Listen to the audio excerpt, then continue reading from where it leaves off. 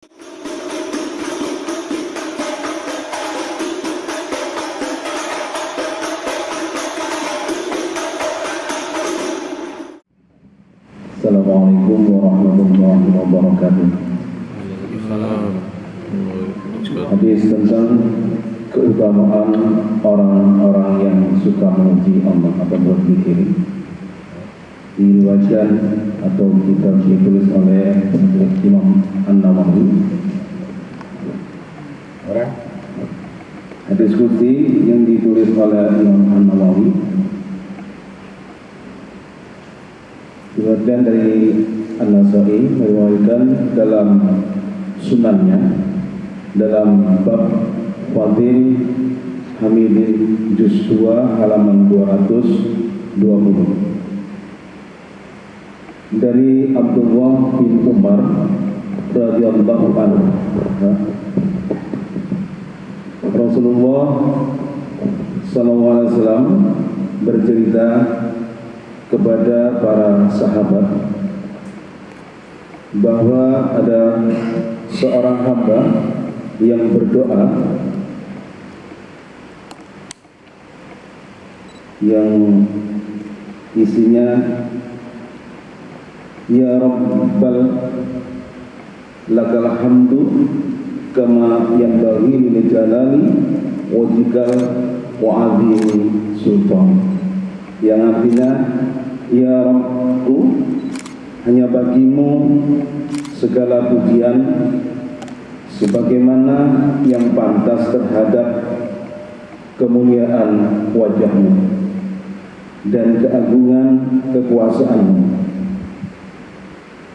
Zikir ini ternyata menyulitkan kedua malaikat atau pencatat amal, karena mereka berdua tidak tahu bagaimana harus mencatatnya. Kalimat ini terasa berat bagi kedua malaikat tersebut, dan mereka tidak tahu kadar pahala yang harus mereka catat bagi orang yang mengucapkannya. Hal ini karena pahala bacaan kalimat itu sangat besar, yang ukurannya hanya diketahui oleh Allah Ta'ala, sedangkan dia tidak memberitahukan kadar besarnya kepada kedua malaikat itu. Wallahu a'lam. Yang saya tanyakan adalah mohon penjelasannya dari hadis ini, kemudian mengingat besarnya pahala dari zikir tersebut, maka untuk mengamalkannya tepatnya diamalkan pada saat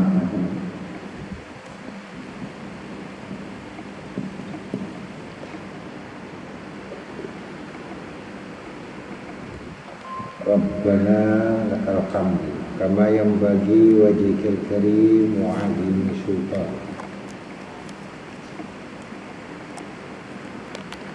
Di situ memuji Allah dengan segala keagungannya dan kemuliaannya. Rabbana lakal hamdu kama yanbaghi wajhikal karim wajhikal karim wa 'azimi sultan. Muqaddimah, ada isi sifat zikir, ada sifat di dalamnya bentuk doa, ada sifat bentuk pujian, ada bentuk sifat pengagungan. Yang tidak lain, setiap hambaku yang mengagungkan aku dan memuliakan aku, hakikatnya bahwa manusia itu ingin dapat kemuliaan yang tidak bisa diraih kemuliaan itu, dan lebih tinggi lagi pangkatnya kalau manusia itu betul-betul takut dan beriman dengan pujiannya itu. maka malaikat itu diperintahkan Allah untuk menolongnya dan membantunya sebagai khodam. 70.000 malaikat yang selalu mendampingi. Ini yang pertama. Yang kedua, penemuan-penemuan ini yang tidak diragukan lagi bahwa itu doa bentuk tawajuh, menghadap. Kata-kata menghadap tentu mengetahui kemurahannya, kedermawanan daripada Allah. Wajahika, karena menghadap engkau Allah yang maha dermawan. Wa'adiru sultan,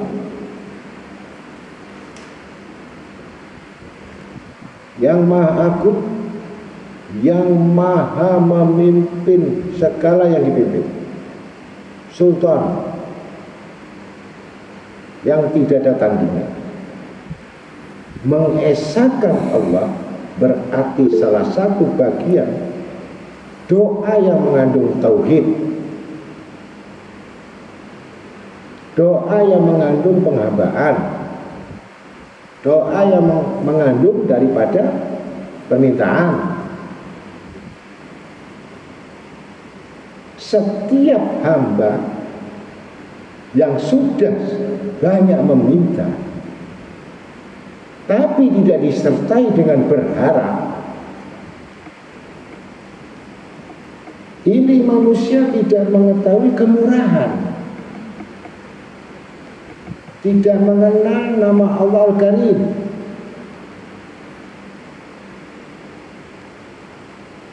Laka nama Allah, hamdu, bagian dari pujian yang paling dicintai. Yang kita sudah bahas masalah alhamdulillah. Alhamdulillah itu sudah mengandung unsur doa. Di samping pujian, tapi ada itu doa.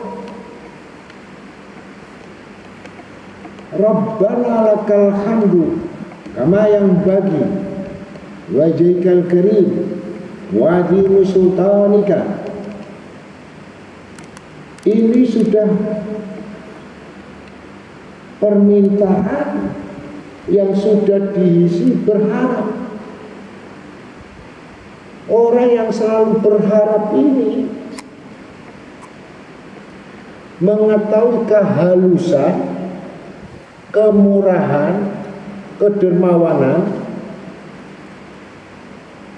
kebaikan dan kebajikan, rahmatnya itu diletakkan hanya lakal hamdu.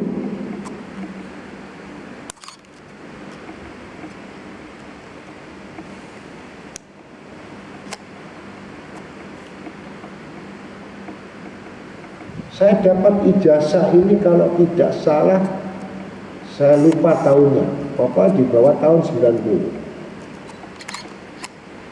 Saya punya ustadz, saya punya guru, yaitu Al-Habib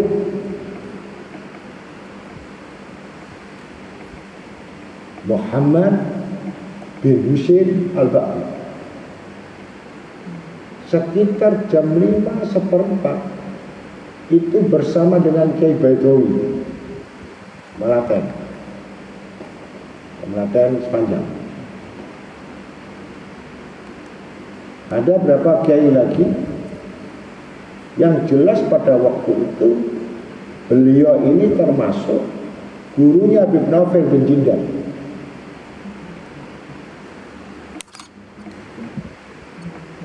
Abahnya Habib Jindan bin Salim bin Jindan.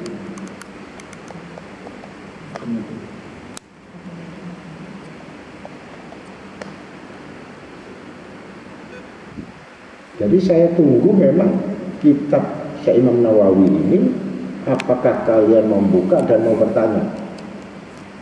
Karena ini satu kali doa ini tidak akan bisa ditimbang seisi dunia. Tidak akan mampu malaikat menulisnya. Tidak sanggup menghitung pahalanya.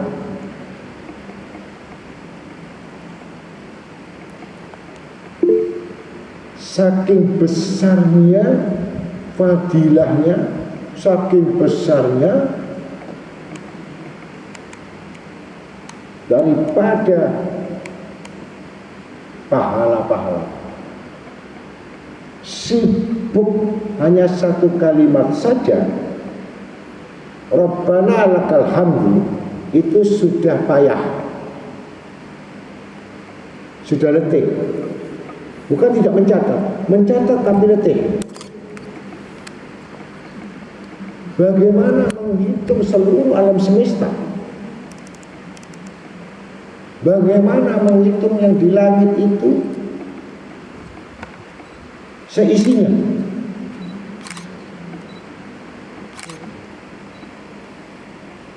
Ini baru kalimat lakal hamd. Belum kama yang bagi,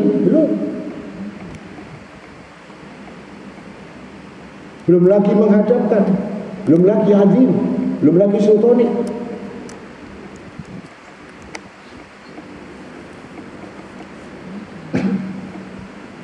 Dan wasiat beliau kepada saya,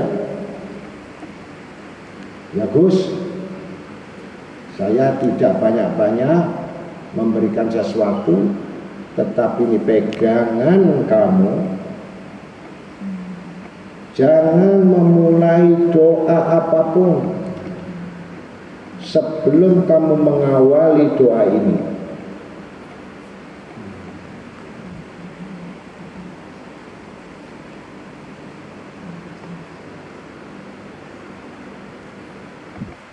Kemudian gabungkan lagi dengan doa yang lain, tapi ini awal.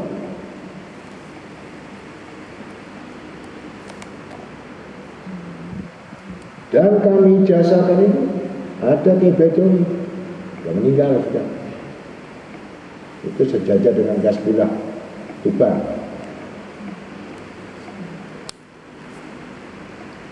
Alim, zuhud, wara,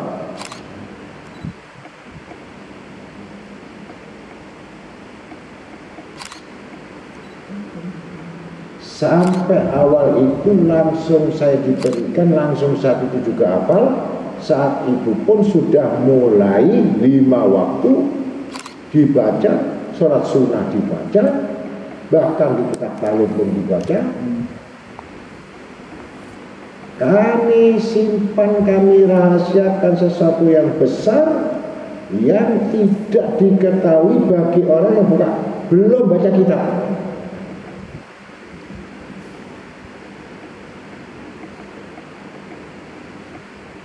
Yang saya khawatirkan, kenapa tidak bisa membaca kitab atau mengamalkan.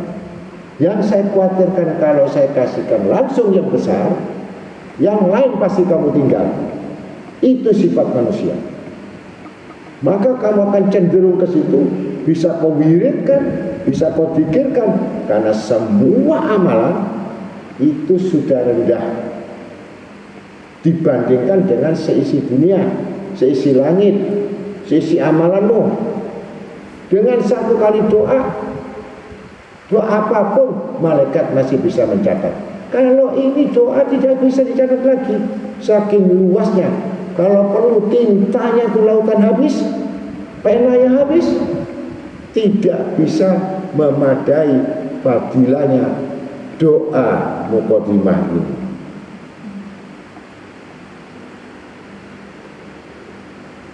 Sampai kamu betul-betul menguasai dari segala sesuatu. Yang ini hafal, doa ini hafal, doa ini hafal, doa yang ini hafal, ya. Tujuannya apa? Supaya terhimpun syariat ini, kamu memiliki semua variasi aksesoris, isi ada. Jadi cukup orang beriman kalau begitu. Ini puncak dari Syekh Imam Nawawi yang mengetahui berapa kitab dari berapa kapal, yang teliti dan selidiki. Puncak ternyata dia mengetahui hadiah yang besar dari Allah, hadiah yang besar dari Rasulullah. Rabbana lakal hamdu kama yanbaghi wajhikal karim wa azimus sultan.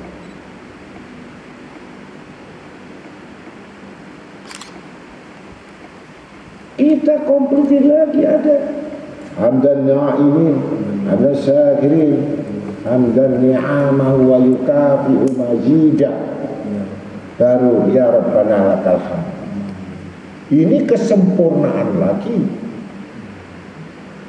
Sudah bersyukur atas nikmatnya,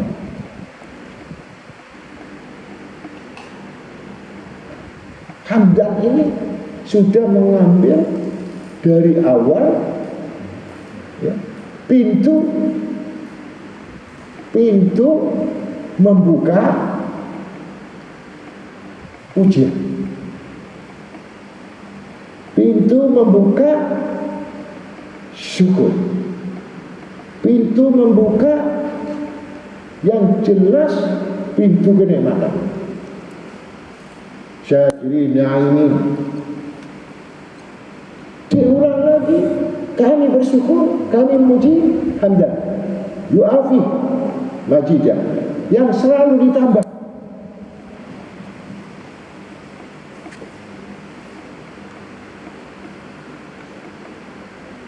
Sekali lagi, itu awalan di mana kita bisa membuka semua pintu-pintu, kemudian masuk di dalam mencari isi. Apa isi yang bisa diambil, bisa didapatkan dengan karim wa azimin sultani. Kedermawanan inilah yang bisa kamu dapatkan semua isi gudang yang tadi berhubungan. Puncaknya gudang, kalau kau ingin bisa dapat memilih segala apa yang diinginkan, Muhammadur Rasulullah.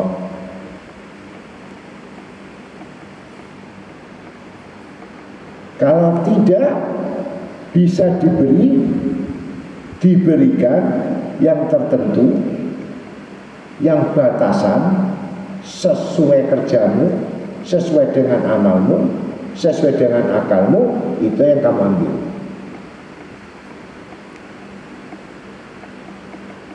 Tapi kalau bendahara Rasul SAW, semua tidak disisakan. Tidak disisakan. Aku tidak butuh lagi untuk menikmati, karena Tuhankulah segala-galanya. Itu Nabi Muhammad SAW. Itu yang kamu senangi. Maka semua wali kutub, semua termasuk Syekh Imam Nawawi, Syekh Abdul Qadir Jailani, Syekh Abdul As-Sadari, Syekh Abu Imam Hasan As-Sadili, bukan masuk surga yang dicita-citakan. Untuk apa aku masuk surga? Yang milik saya tidak ketemu, yang punya surga saya tidak ketemu. Karena aku ingin masuk surga, karena di dalamnya ada Nabi Muhammad SAW.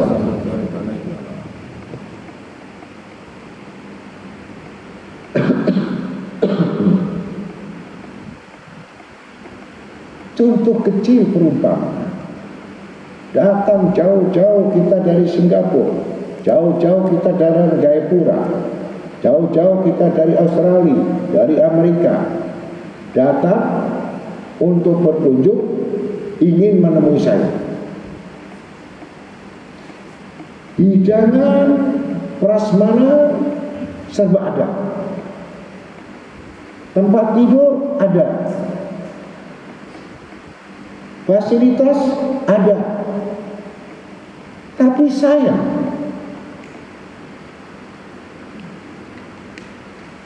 yang saya pribadi tidak pernah menemui dan juga tidak kenal dan juga tidak tahu. Harapan tetamu, harapan yang hadir bukan mikir makanannya, bukan mikir tempat tidurnya, bukan mikir fasilitasnya, bukan mikir dengan pemberiannya. Aku datang, walaupun hanya 1 menit aku memandang beliau, maka lepaslah yang namanya penatku, lepaslah letihku, lepaslah semua laparku, lepaslah perjalananku yang jauh, karena saya hanya 1 menit memandang wajah guru atau yang kita datangi. Karena itu awalan, artinya orang menuju kecintaannya. Siapa kecintaannya? Bukan urusan perutnya, bukan urusan uangnya, bukan urusan rumah tangganya, bukan urusan anaknya, bukan urusan suaminya, bukan urusan semua pekerjaannya. Saya menghadap karena saya ingin melihat wajahnya dan ingin mendapatkan satu doa saja. Urusan yang lain ketika kami sudah meninggalkan. Itulah orang-orang yang saleh. Bukan menginginkan surga ibarat prasmanan, bukan menginginkan permadani, bukan. Untuk apa? Kalau aku jauh-jauh dari Australia, dari itu semuanya, dari Singapura,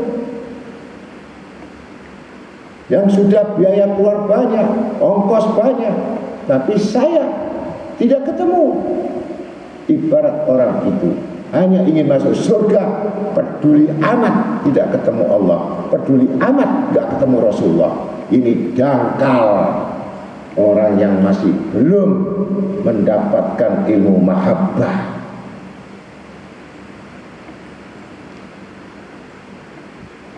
Untuk apa makan? Saya nggak selera. Tidur aku nggak bisa tidur. Fasilitas nggak ada berguna. Kendaraan nggak berguna, itu semua. Ibarat orang yang masuk surga.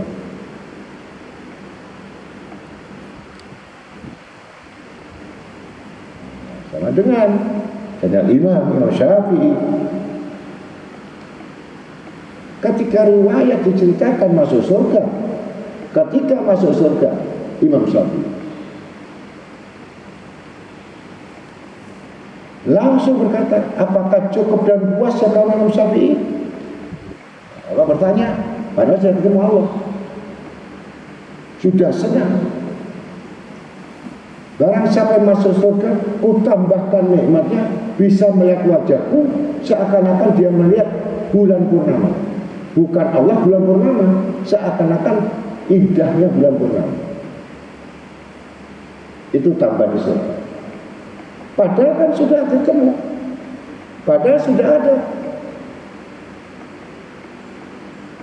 Masih ada yang kurang, ya Rabb. Apalagi yang karena kekasihnya, izinkan aku ya Rabb, di dalam surga ini aku bisa sholat.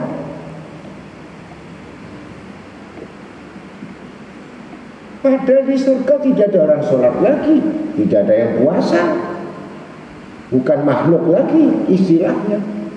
Kalau makhluk makan kencing, buang air. Di surga itu makan sebanyaknya tidak kenyang, minum sebanyaknya tidak kenyang, terus dibuat haus, dibuat modelnya lapar, dibuat lahap supaya bisa merasakan senang-senang itu. Dan tidak ada kotoran, tidak ada ingus, tidak ada air liur. Minta izin. Minta apa izinnya? Bukan tambahkan ini buah-buahan, bukan tambahkan ini dengan harta, tambahkan lagi kedudukan. Tidak, semua serba agung, semua sudah tinggi dan tidak ada nikmat selain surga. Ditanya langsung di hadapan. Saya kepingin durian, datang langsung di hadapan. Sesuatu yang sampai kamu tidak pernah tahu apapun isi surga. Kalau sama dengan dunia ini, ya bukan surga namanya. Buah tidak sama dengan di surga. Jeruk dunia dengan jeruk surga beda. Rasa beda.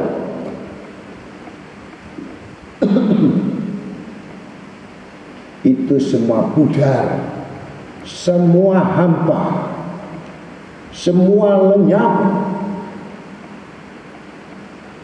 Tidak ada keindahan. Bukan meremehkan Imam Syafi'i dengan pemberian yang sudah dicita-citakan pada umumnya manusia. Dengan adanya sholat ya Rabb, aku bisa bersyukur dan aku bisa berdialog. Aku bisa merasa lebih dekat dari yang dekat dan bisa berbisik-bisik setiap saat yang tidak kutemui di mana-mana. Apalagi dengan segala nikmat yang ada, karena aku sudah membiasakan tidak ada yang nikmat, semua yang nikmat, kecuali nikmat yang ada merasa sujud kedekatan aku denganmu, merasa berbisik-bisik denganmu, merasa berdialog denganmu, dan merasa direndahku padamu.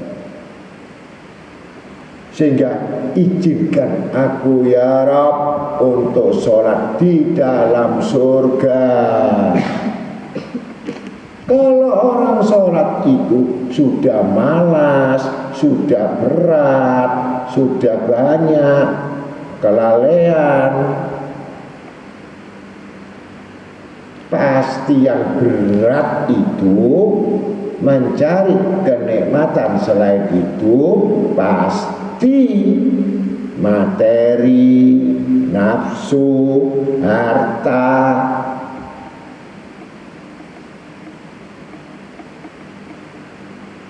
Gampang. Yang tadi contohnya adalah Imam Syafi'i. Dibandingkan dengan semua yang di dunia dengan surga, tidak ada 0,000,1%. 0,00.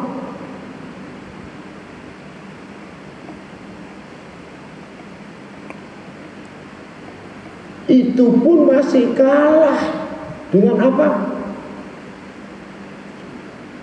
Sholatnya dikalahkan, ngajinya dikalahkan. Walaupun sudah dikasih pengetahuan betapa besarnya bentuk wirid, bentuk zikir, bentuk doa yang tadi saya sebutkan. Kitab itu sudah saya tulis, yang kita karang semua, yang kita sudah berikan semuanya. Pasti saya kasih mukadimah itu awal.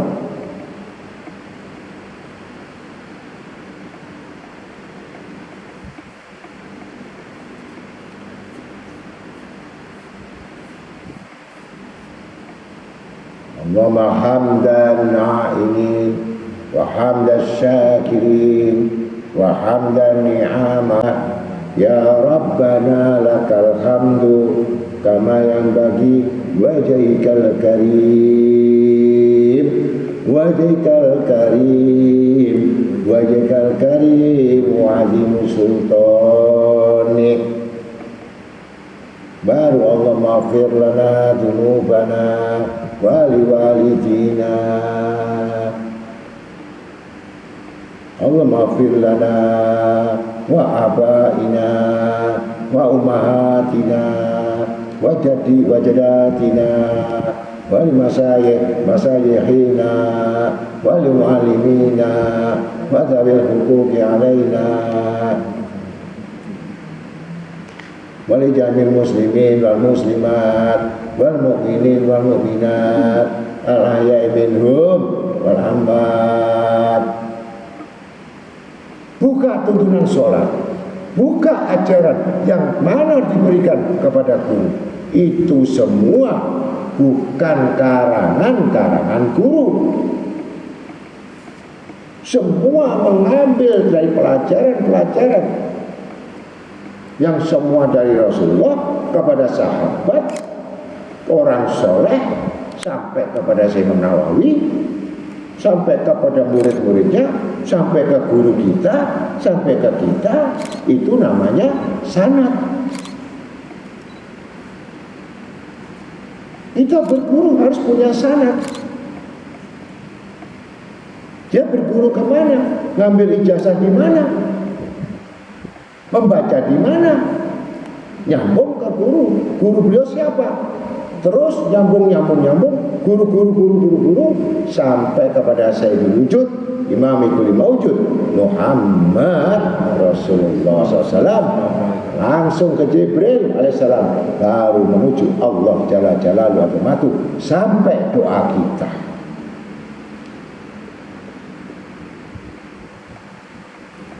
Mudah-mudahan itu merupakan satu jawaban kenapa itu disebut wirid, kenapa itu disebut zikir. Zikir itu bahasa zikir artinya ingat. Ya. Apapun bentuk, kalau kata-kata ingat berarti ada yang diingat. Ya. Kemudian kalau kita mengingat, kita kembali bertanya, kamu mengingat siapa? Andai kata kamu di hadapanmu ada malaikat, kau bilang mengingat. Aku bertanya kepadamu, mengingat siapa? Kalau kamu mengingat selain Allah, kamu sudah termasuk golongan syirik, kata malaikat. Maka aku kembalikan lagi zikirmu, kau tambahi. Kalau zikirmu salah itu, ingatanmu salah, batinmu salah, maka sebutlah sebanyak-banyaknya. Maka tanya sahabat, zikir apa yang sampai begitu melalaikan itu untuk memperbaiki?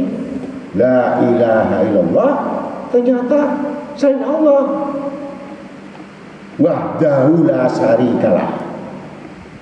Dan sekali-kali ya Allah, aku tidak menyekutukan, tidak syirik.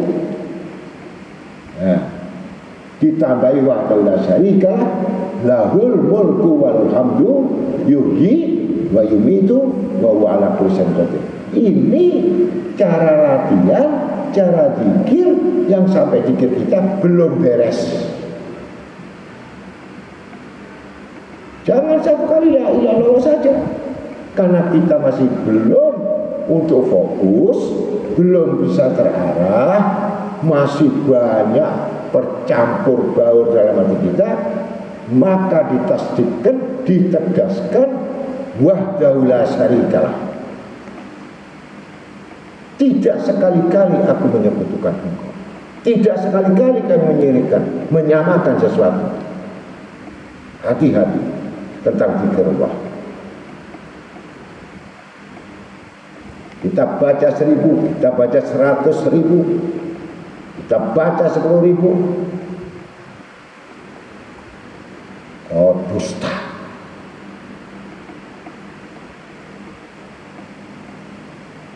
Kau ingin menutup diri dengan batin, aku maha tahu. Malaikat semuanya mengawasimu. Maka tekankan wahdahu la syarikalah. Lahul mulku wal hamdu yuhyi wa yumiitu ala kulli syai'in. Kalau la ilaha biasa 100, itu baca 100. Kalau la ilaha biasa baca 1000, ya itu baca 1000. Selama apa yang kau pikir, pikiran lain, hati lain, berlaku itu pikir untuk menghilangkan dosa syirik yang dalam hati. Paham? Mau orang beriman syirik, tapi kenapa suruh baca? Orang sudah baca la ilaha illallah wa qaul la ilaha illallah daul jannah. La ilaha illallah istilah fasih menjamin balaya.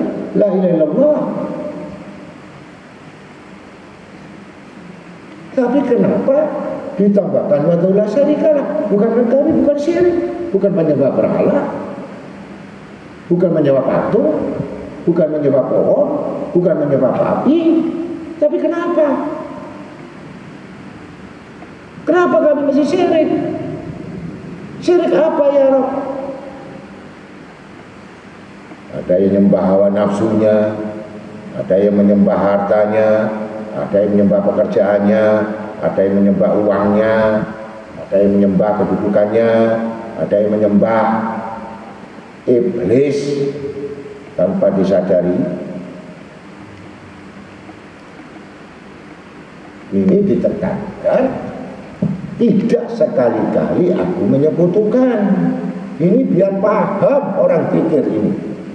Kalau ini dibiarkan terus, ini tidak dipahami sampai kapanpun. 30 tahun kamu menuntut ilmu, 30 tahun kamu ibadah, tapi kamu tidak tahu syirik yang tersembunyi.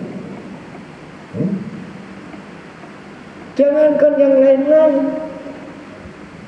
bagian yang paling kecil, syirik yang paling kecil saja yang disembunyikan orang, riya, itu syirik. Riya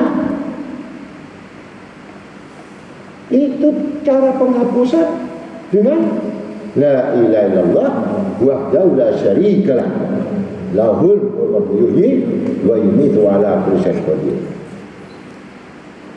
Sama kamu mendapatkan membebaskan budaknya Nabi Ibrahim 10 budak. Padahal satu budak itu berapa ribu dinar untuk membebaskan budak. Dihadiahi lagi sama Allah. Kalau memang betul-betul tauhidmu tidak mensyirikkan sesuatu, kamu dapat hadiah seperti membebaskan budaknya Nabi Ibrahim 10 budak. Satu kali baca. Maka orang salafun saleh, ulama-ulama dahulu, kalau habis sholat gak pernah ditinggal, dibaca 10 kali asra, kemudian subuh 10 kali.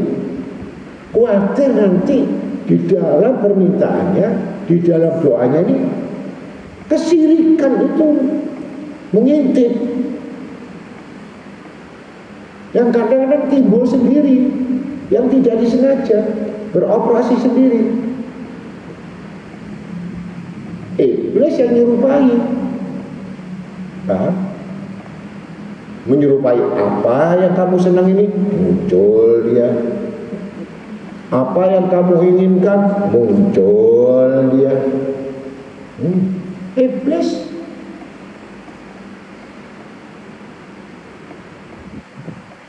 Agar ini tidak sampai kepada Allah, agar tidak sampai kepada bilangan yang malaikat mencatat terlalu besar, supaya gak ada nilainya. Nah, itu didulukan ya, dengan mentauhidkan diri dengan zikir, sampai betul-betul lepas, fokus, tampaklah cahaya-cahaya pertama tulisan Allah, kecil dari jauh, kemudian mendekat, menghantam muka, menghantam dada, masuk ke dada dingin, masuk ke otak sejuk. Apa yang dimasukin cahaya tadi maka jadi sejuk, maka pudahlah, lenyap semua apa yang dipikirkan, beban lenyap, dosa lenyap, dibakar habis sama Allah Ta'ala. Kalau sudah dapat cahayanya, titik kecil, besar-besar, lapor Allah besar. Bukan dibayang-bayangkan, tidak. Bukan bayangan. Allah mendatangi, hadir, wa huduril qalb. Kalau orang pikir 24 jam akhirnya tidak terasa, seakan-akan kayak 1 jam. Tahu-tahu masuk hari lain. Ini tanda-tanda kalau Allah suka memanggil hambanya, akan dikuatkan cahaya hatinya karena siraman cahaya dari Tuhan. Mudah-mudahan dengan zikir ini sesuai dengan perintah Allah dalam surat Al-Imran, alladzina yadhkurunallaha qiyaman wa qu'udan wa 'ala junubihim yatafakkaruna fi khalqis samawati wal ardh. Rabbana ma khalaqta hadza batilan subhanaka faqina adzabannar. Artinya yang kita sudah bahas bab tafakur. Sekarang untuk tafakur, perbaiki zikir kita. Selama zikir kita belum kita perbaiki, belum beres, belum sempurna, belum sampai kapanpun tidak akan bisa menginjak fase kedua untuk tafakur. Karena tafakur itu bentuk pembebasan diri, keinsanannya yang datang kepada Tuhannya, maka Allah membukakan pintu pemikirannya sehingga diberikan rahasia-rahasia tentang apa yang dilihat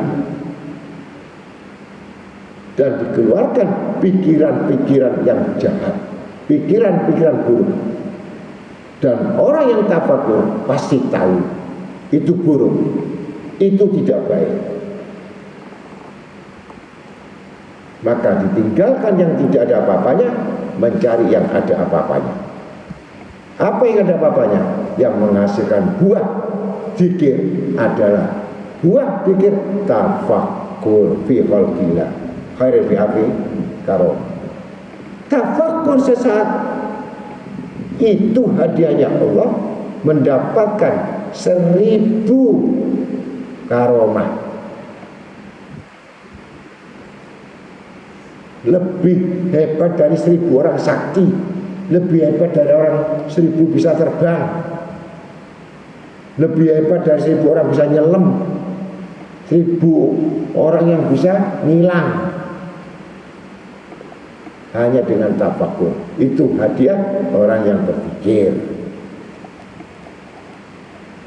Maka kuatkan zikir, cara penghapusan gangguan-gangguan, cara menghilangkan kotoran-kotoran, cara menghilangkan penggangguan-gangguan itu dengan la ilaha illallah wahdahu la syarikalah lahul mulku wal hamdu yuhyi wa yumiitu ala kulli syai'in qadir.